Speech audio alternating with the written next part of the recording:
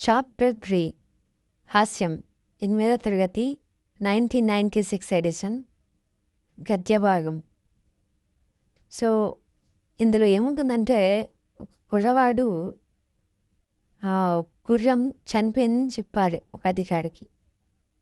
So దాని యొక్క పదాలు తారుమారు కావడం వల్ల అందులో హాస్యం జనడు.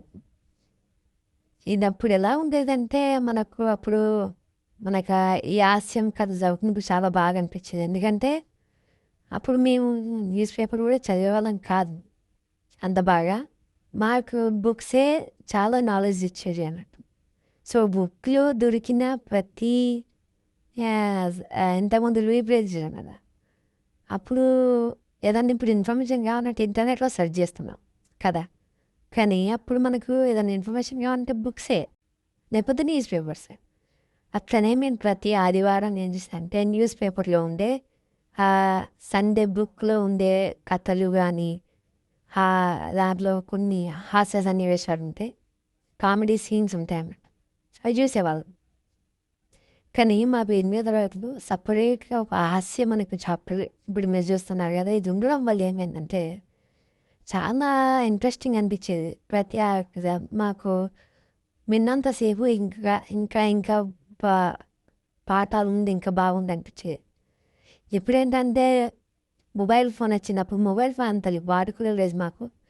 మొబైల్ ఫోన్ రావడం వల్ల ఏమవుతుందంటే ప్రతి ఒక్క థింగ్ మన ఇంటర్నెట్లో, ఇన్స్టాగ్రామ్లో, స్నాప్చాట్లో ఎక్కడైనా ఇప్పుడు ప్రతిదీ మనం చూడగలుగుతున్నాం. బట్ అప్పుడు అలా లేదు. మాకు ఏదన్నా కామెడీ సీన్స్ కానీ, ఏదన్నా స్టోరీ కానీ ఏదన్నా కావాలి అంటే మనకు ఏకైక థింగ్ ఒక పుస్తకం మాత్రమే. సో అప్పుడు అనేది కదా, ఒక చిరిగిన చొక్కా అయినా తొడుక్కో బట్ మంచి పుస్తకం కొనుక్కో అన్నట్టు. ఇప్పుడు ఒక మంచి మొబైల్ అయితే కొనుక్కోవాలి.